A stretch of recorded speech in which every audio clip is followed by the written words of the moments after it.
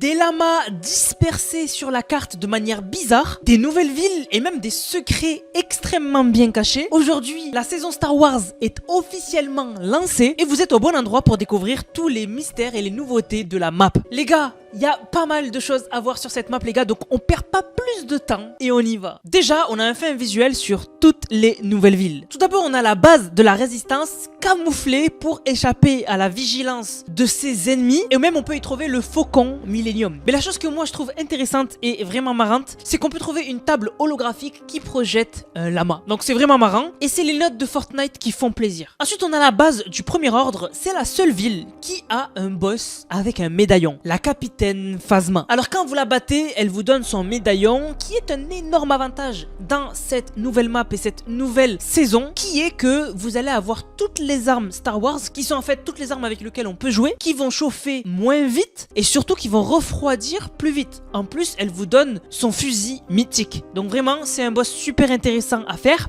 Et en plus, il est à côté d'une hauteur. Donc vraiment, on peut s'amuser à lui faire prendre des dégâts de chute rapidement et le tuer facilement. Ensuite, on a l'enclave des sables, un mini biome désertique. Et ce que je trouve dommage, c'est que les chars des sables ne bougent pas. On nous avait promis, et même dans le trailer, on a envoyé un bouger. Au final, il ne bouge pas et il est ouvert. C'est dommage, je pensais qu'il allait en avoir un autre qui bougerait un tout petit peu. Par contre, ce qui est intéressant, c'est qu'il y a plein de bars dans cette ville. Et dans les bars, on peut trouver des droïdes qui boivent des cocktails. Bien sûr, une grosse référence à Star Wars, où dans les bars, on a toutes les races et surtout des droïdes qui sont en train de boire des cocktails, etc. Ensuite, on a Solitude de Dark Vador et en son sein, le seigneur Dark Vador lui-même. Quand vous allez le battre, vous allez pouvoir devenir son Padawan un peu. Et en gros, en le battant, vous allez pouvoir apprendre le côté obscur de la force, mais plutôt du côté de Dark Vador. Et en fait, au lieu d'avoir la force éclair, vous allez avoir la possibilité de lancer votre sabre laser de Dark Vador. Donc vraiment, c'est incroyable. Même si on l'avait déjà vu dans d'autres saisons, ben là, ça fait plaisir de revoir Dark Vador. Mais il n'y a pas que des villes nommées dans cette saison. On a aussi au mid la ville des 8080. Alors ça a été changé en Hit. Donc en fait, c'est un restaurant et même d'autres restaurants puisqu'on peut y retrouver les 8080 tombés au sol, mais surtout plein de caravanes qui sont les restaurants de l'histoire de Fortnite qui nous ont suivis jusqu'aujourd'hui depuis le chapitre 1. C'est incroyable. Donc on peut y retrouver le Dur Burger, Tomato Town, Tacos, je sais pas quoi. Bref, vraiment on peut tous les retrouver ici, ça fait plaisir. Et d'ailleurs, dans cette ville, on a un petit easter egg, les petits easter eggs qui font plaisir quand on les découvre ou qu'on peut tester comme ça quand on les connaît déjà. C'est tout simplement la possibilité d'utiliser un 8080. En fait, si vous observez bien la zone, on peut trouver une grotte, mais elle est fermée. On peut pas passer au travers. Alors, Fortnite ont mis un petit easter egg. Si vous vous mettez au 8080 qui fait face à cette grotte, vous pouvez l'activer. Et en l'activant, il tire sur la grotte et ça permet de l'ouvrir. À l'intérieur, on retrouve des coffres, une console qui est incassable, donc sûrement pour une quête future. Mais surtout, si vous êtes curieux et que vous cassez un peu partout, vous allez tomber sur un gnome avec une pizza. Et les gnomes, les gars, peut-être que vous avez pas la ref, mais pour ceux qui jouent à Fortnite depuis le chapitre 1, les gnomes étaient vraiment une partie incroyable de l'histoire de Fortnite. On a déjà eu plein d'histoires sur Fortnite. On avait déjà eu par exemple les Coral Buddies, qui étaient les personnages de Coral Castle qui avaient eu plein d'aventures. Mais aussi, avant, on avait eu les gnomes qui avaient fait une guerre contre les ours. Et bref, c'était des petites histoires mais qui faisaient le charme de Fortnite. Et revoir un gnome dans cette grotte, vraiment, ça fait plaisir. Donc la famille, on a trouvé un autre endroit exactement pareil. Il vous suffit de vous diriger ici et vous allez voir des pierres assez bizarres. Vous aurez juste à les piocher et voici un nouveau spawn secret. À l'intérieur, vous avez plusieurs coffres, mais surtout, on peut y retrouver les Coral Buddies de l'époque de Coral Castle. Donc petit easter egg sympa, comme celui que je viens de vous montrer juste avant. Et franchement, je trouve ça trop stylé que Fortnite ajoute ses secrets. Et encore une fois, c'est pas la seule nouveauté. En fait, partout quand vous allez vous balader, vous allez voir que des avant-postes sont disponibles un peu partout sur la carte. C'est pas juste les grosses villes et les petites villes. Il y a aussi des avant-postes un peu partout. La map est complètement dans le thème Star Wars. Vraiment, où que vous alliez, vous allez facilement tomber sur un avant-poste. Et ces avant-postes, à partir du moment où vous allez vous approcher d'eux, ils vont vous attaquer. Mais il y a une astuce. Fortnite ont récupéré une fonctionnalité de la saison de Midas qui était de pouvoir se transformer en un acolyte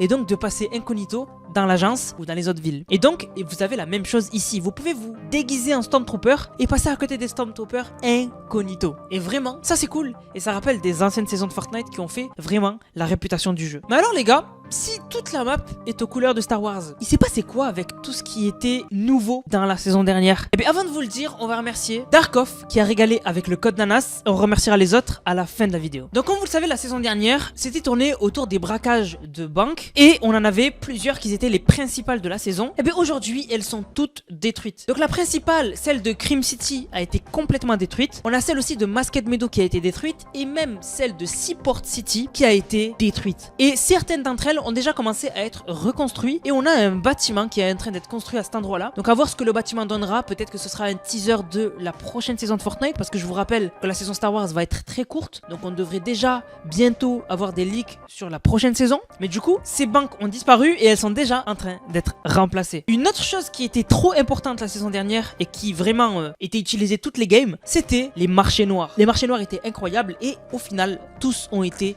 désactivés, détruits, donc comblés. Donc vous pouvez aller à celui de Crim City ou celui de Masked Meadow ou n'importe lequel. Tous ne sont plus accessibles, ils ont été retirés du jeu. C'est un peu dommage parce que vraiment par contre je m'étais vraiment attaché au marché noir, c'était vraiment incroyable. Et d'ailleurs on pouvait même braquer le train la saison dernière, et bien même le train est redevenu normal, ouvert, avec un coffre à activer et à protéger avant qu'il s'ouvre. Donc vraiment on est revenu à la base et Star Wars est vraiment devenu l'axe principal de la map. Mais en vous baladant sur la map, vous avez peut-être remarqué des lamas. Alors, est-ce que Fortnite ont tué les lamas? Alors, pas du tout. En fait, c'est des lamas qu'on peut trouver vraiment à plusieurs endroits sur la carte. Et ces lamas vous donnent énormément d'avantages. Dans un premier temps, vous pouvez vous y cacher. Si quelqu'un est caché dedans, eh ben, ça fait un bruit. Vous pouvez aussi les détruire si vous voulez. Ça vous donne un peu de matériaux. Mais le plus intéressant, c'est que quand vous vous y cachez, que vous n'avez pas beaucoup de vie, eh ben, ça vous heal. Ça vous heal et vraiment c'est intéressant. Par contre, bien sûr, ça marche pas dans la zone pour pas que vous restiez dans la zone en vous healant. D'ailleurs, c'est pour ça que dessus, il y a la croix du fameux heal. C'est parce que ça vous heal. Et surtout, autre chose, c'est qu'ils vous permettent de tank les dégâts de chute. Dans la map, cette saison, on a énormément de véhicules qui ont été ajoutés et il se peut que ces véhicules soient cassés en plein dans les airs. Et des fois, si vous avez de la chance, vous pouvez être au-dessus d'un lama et donc tomber dans le lama et ne pas subir de dégâts de chute. Des personnages dont on n'avait pas parlé depuis longtemps, c'est la famille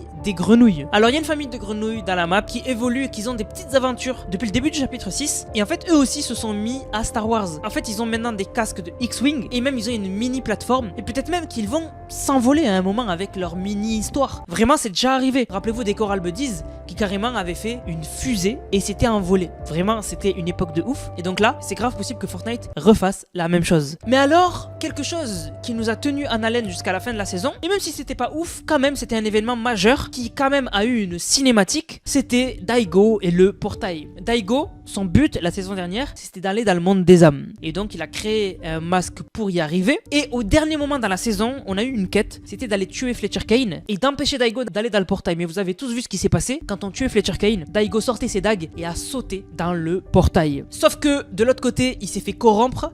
Et la prochaine fois qu'on verra Daigo, ce sera sûrement pas le même personnage et l'histoire risque de devenir quand même intéressante. Par contre, ce qui est intéressant, c'est que si vous allez à Magic Moss maintenant, ce portail maintenant est détruit. Donc il a eu le même sort que le portail avec lequel Daigo avait sauvé Jade. Donc en fait Daigo, j'ai envie de dire que c'est plus un casseur de portail qu'un mec qui fait les choses bien. Vraiment, à chaque fois, ça se termine avec un portail cassé. Du coup la famille, j'espère que la vidéo vous a plu. Franchement, je vous prépare d'autres contenus qui arrivent parce qu'il y a de quoi faire quand même dans cette saison et même dès le début. Du coup les gars, j'espère que la vidéo vous a plu. Si c'est le cas, n'hésitez surtout pas à liker, commenter, partager. Merci à tous ceux qui ont utilisé le code créateur Nanas dans la boutique pour acheter le pass de combat. Je vous rappelle, code créateur Nanas dans la boutique, NANASS pour me soutenir. Et on va remercier d'ailleurs les gens qui l'ont utilisé. Donc merci à Julio qui a régalé avec le code Nanas. Merci à Neko68, merci à GW, merci à Neko68, merci à Spolderman, merci à Deski, merci à Anthony Voss qui bien sûr me soutient toujours, c'est incroyable, merci du fond du cœur. Merci à Unit, merci à Kylian, merci à Loltino, merci à Viens 1v1, merci à Spolderman, merci à Anthony Voss, il régale vraiment. Merci à Spolderman, merci à Soufiane, merci à M8 Maxence, merci à Mathieu, merci à Yaya, merci à Neko68, merci à Yaya, merci à Spolderman, merci à AMS, merci à Nicoala, merci à Danae, merci à Axo, merci à Sidu, merci à Sidu encore, merci à Rasengan, merci à Le Sniper, merci à Friki G, je sais pas quoi, merci à Tozy62, merci à Aaron qui m'a dit ma danse préférée achetée avec le code Nanas, que demande le peuple. Merci beaucoup mon frère. Merci à Spolderman qui m'a dit acheter avec le code Nanas, Zerko qui a dit code Nanas pour le pack NBA, Spolderman qui a dit petit achat de danse avec le code Nanas avant qu'elle parte, Lilfish, Tozy62 et Spolderman qui a dit achat de tout ce qui me manquait de la collaboration avec Tortue Ninja avec le code Nanas. Du coup la famille, j'espère que la vidéo vous a plu. Si c'est le cas, n'hésitez surtout pas à liker, commenter, partager. On se capte les gars pour une prochaine vidéo. C'était Nanas, prenez soin de vous. Bang, bang, bang.